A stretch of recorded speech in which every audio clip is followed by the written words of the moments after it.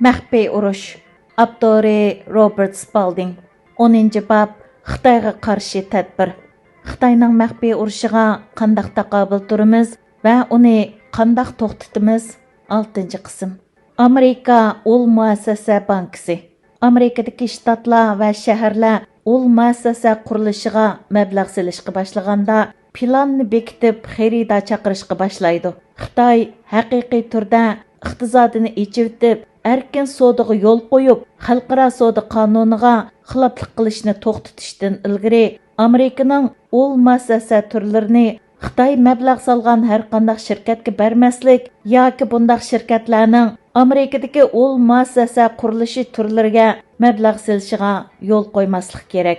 Xitoy mablag' solgan barliq shirkatlar asosan Xitoy Kompartiyasining qo'lida bo'lib, agar bu shirkatlarning Amerika shaharlaridagi qatnash, suv turbisi yoki elektr tori qatorliq ommaviy turlarga xaridor bo'lishiga yo'l qo'yilsa, mening nazarimda bu yenikroq aytganda hukumatning xizmatda mas'uliyatsizlik qilganligi va nazoratchilikning yetarsiz bo'lganligi, texmi aniqroq aytganda davlatga osiylik qilishga yaqin qilmishdir. Davlat ichidagi cho'ng qurilishlarni yoki huddigarlik turlarini Xitoy mablag' solgan shirkatlarga topshirish, dushmanni qal'aga boshlab kirganlik, ofatni chillaganlik bo'lmay nima?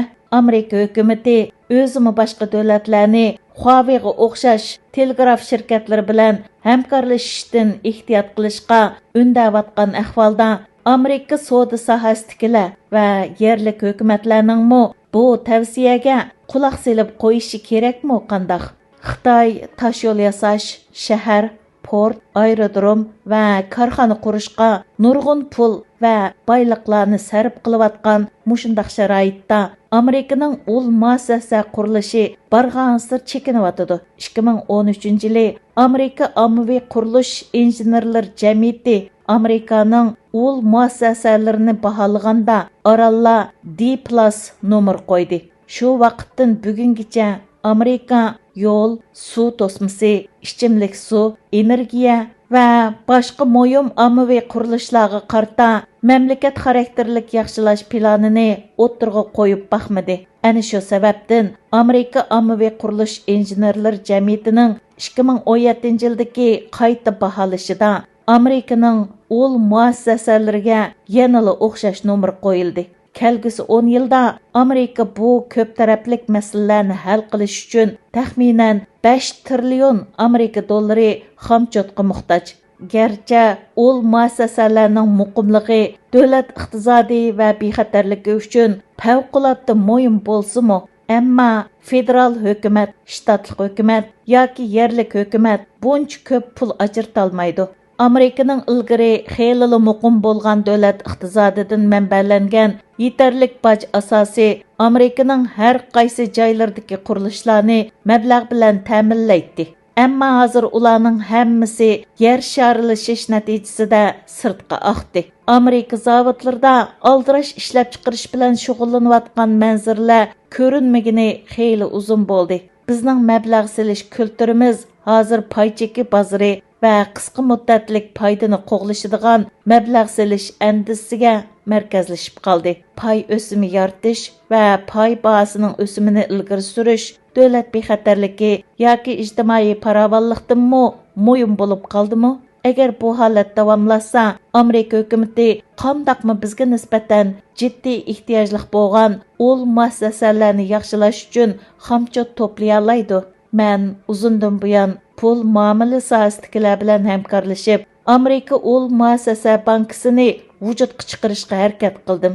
Chunki bir talay chiqimlari bor federal hukumatdan xomchot kutishning o'rniga o'zimiz aloqador organdan birini qurib, to'van o'simlik qarz va chek almashtirish shaklida bevosita yoki shtatlik va yerlik hukumatlar orqali Amerikaning har qaysi joylarida ul muassasa turlariga mablag' to'plaganimiz yaxshi edi.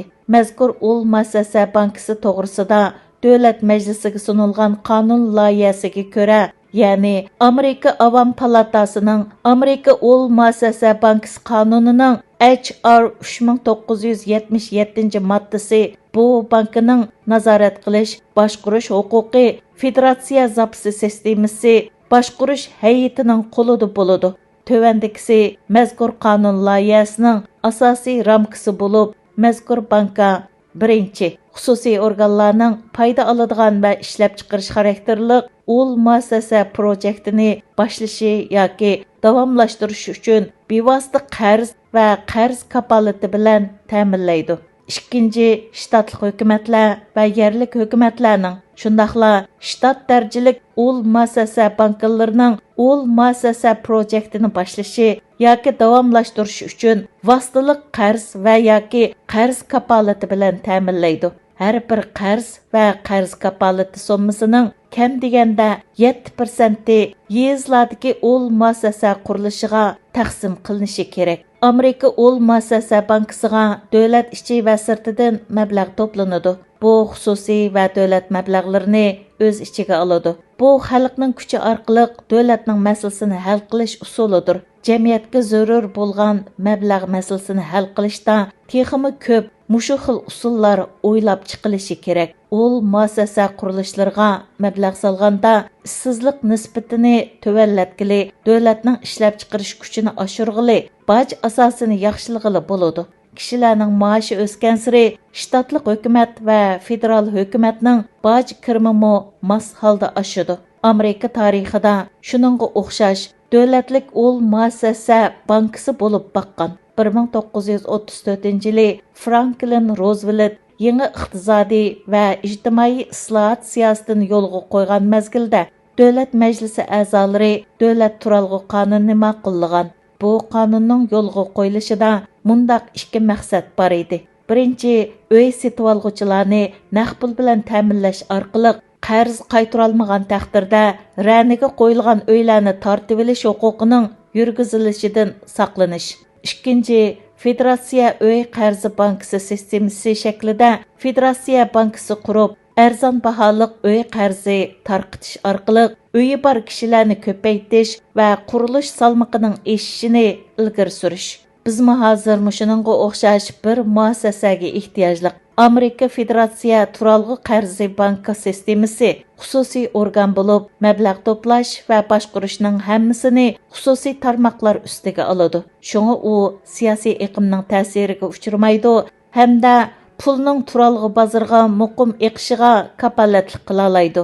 Biz o'tirg'i qo'ygan Amerika ul muassasa bankisining tijorat nishonlaridan biri ommaviy va xususiy taraqqiyot uchun tuvan o'simlik qarz bilan ta'minlash bo'lsa-mu, ammo shuningga ishonamanki, fond boshqaruvchilar va shirkatlar buni davlatimizning muqimligi, turmush saviyasi va bexatarlikka mablag' solishning muqim fursati, shundaqla ehtiyoji deb to'naydi. Keyin qo'lga kelgan foydalar albatta ularning xatolashmaganligini isbotlaydi. Bu bobni o'qigan cheg'ingizda dastlabda Xitoy Kompartiyasiga qarshi cheklimsiz urush intayin zo'r va murakkab vazifa ekan deb o'ylashingiz mumkin. Ammo amaliyotda bizning bu qo'g'dash tadbirlarini yo'lga qo'yishimizga to'sqinlik qiladigan birdan bir narsa o'z ichimizdagi bo'linish, ochko'zlik va takabburlikdir. Amerikaliklar vatanparvarlikning turtkisida bu yetarsizliklarni tezdan yengib, ko'pchilikning o'rtaq baxt saodatiga ko'ngil bo'lishi kerak. Bu bobdagi mazmunlarni qisqacha xulosalab, kelgusimizni va Tangri farzandlarimizga ato qilgan erkinlikni qanday qo'g'dash to'g'risidagi strategiyalik qadam bosqichlarni bayon qilishimga ruxsat qilgaysizlar. Birinchi, Amerikaliklarning Xitoy shirkatlarining bo'libmi Xitoy Kompartiyasining cheklimsiz urushiga hamdamda bo'ladigan shirkatlarning yoki ularning tarmoq apparatlarining aksiya birjasiga kirishiga va zoyimga mablag' solmaslikqa va setib olmaslikqa qoyil qilish yoki shunday qilishni cheklash. Ikkinchi, Samsung va Ericsson qatorliq shirkatlarning Amerikada bexatar ishlab chiqarish muassasasi barpo qilish uchun bozor sharoiti yaratish. Bu o'g'irlik yoki buzg'unchilik uchun ishiltiladigan yo'chiqlarning bo'lmasligiga kapolatlik qiladi. Üçüncü, Amerikalıqlarni Amerikadagi ol müəssəsə və yasımçılıqqa məbləğ selishqa ilhamlandırış. Buning davlatlik ol müəssəsə bankası qurish, bajda e'tibor berish, sanoat va ol müəssəsə zoyimini qo'llash, shundaqla qoidaga xiloflik qilg'uvchilardan va insofsiz savdogarlardan doimiy tamojna beji elish qatorliq ko'p xil usullar bor. 4-ci, 5-ci müəssəsələrini o'rinlashtirishda davlatning bexatarlik o'lchamiga qattiq amal qilish kerak. Biz barliq aloqani maxfiylashtirib oladigan bexatar uchur to'rg'i muhtoj. 5-ci, davlatning bexatarligini qo'g'dash uchun darhol Tinch okeanda zamonaviy qo'mondonlik va kontrol sistemasi bo'lgan C4 ISR to'rini barpo qilish uchun mablag' ajratish. Ondan Osiyodagi ittifoqdoshlarimiz bilan birga ko'chma boshqariladigan bomba sistemasi ishlab chiqarish va o'rinlashtirishni boshlash. 6-ci, puhralarni, savdo sohasidagilarni va ittifoqdoshlarimizni Xitoyning demokratiyamiz va ulug' erkinligimizga elib keladigan tahdidi haqidagi uchurlardan vaqiflantiradigan maxsus hukumat organi ta'sis qilish. Bu organ havola va mablag' selish strategiyasini davlat bexatarligi bilan tang o'ringa qo'ydigan mamlakat xarakterlik mujodilani qo'zg'ashi kerak. Shirkat mudiriyati a'zolari, paychiqlar, yashanganda kutinish fondi direktorlari va mablag' selish shirkatlari Xitoyning keng ko'lamlik iqtisodiy ta'sir kuch shakllantirish harakati va ularning dushmanimizni qo'zg'atishidagi rolini tushunishi kerak. Biz yer shardagi eng mustabid, bekik jamiyatlarning biri bo'lgan Xitoyga mablag' selishning zulmga mablag' solganlik bo'ladiganligini to'nib yetish uchun keng ko'lamlik faoliyat qo'zg'ashga muhtoj. Saxt xabar va xakerlik hujumlari avj olgan bu davrda biz hujjat va dokladlarning rostligini isbotlaydigan usulni tepib chiqishimiz kerak. Buning bir xil usuli, balkim hujjat yoki programmaga kirgizilgan har qanday o'zgartish shu hujjatning o'zida ko'rinib turadigan bo'lak zanjiri usuli bo'lishi mumkin. 7-ci, siyosiy yo'llar, tadbir belgilaguvchilar, hukumat xizmatchilari va chet ellik mablag' solg'uvchilarning Xitoy Kompartiyasi va uning nurg'un tarmoqlari bilan aloqasi bor yo'qligini tekshirib turadigan organ ichi tozalash apparati ta'sis qilish orqali Xitoyning ta'siridan saqlanish. 8-ci, dunyoning har qaysi joylaridagi taraqqiy qilayotgan davlatlar bilan bo'lgan munosabatimizga qaytadan qarab chiqib, mazkur davlatlar bilan Xitoyning bir balvoq bir yo'l projektiga taqobil turish xususida uzun muddatlik hamkorlik o'rnatish. Biz yana Dunyo bankisi va Xalqaro pul fondi tashkiloti qatorliq ko'p taraflamalik pul muomala organlariga bo'lgan rolimizni qaytadan joriy qildirib, Xitoyning bu organlarni o'zining pul xaltasi o'rnida ishlatishning oldini olishimiz kerak. 9-ci, erkin savdo, demokratik prinsiplar, qonun bilan idora qilish, kishilik huquq va o'z taqdirini o'zi belgilash masalasida biz bilan o'xshash fikrdagi demokratik davlatlar bilan yangi o'rtaq tonish hosil qilish. 10-ci, armiyamizni qayta qurib chiqish.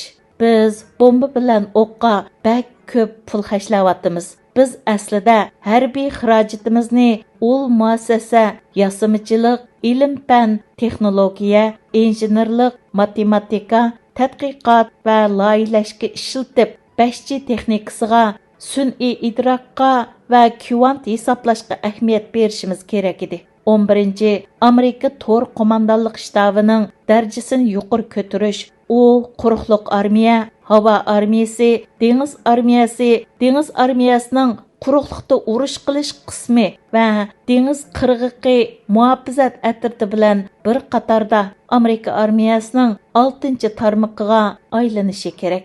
Davomi keyingi sonda beriladi. Inglizchadan tarjim qiluvchi Hikmatyor Ibrohim. Manba Uyg'urlar to'r jurnalining 21-sonidan elindi.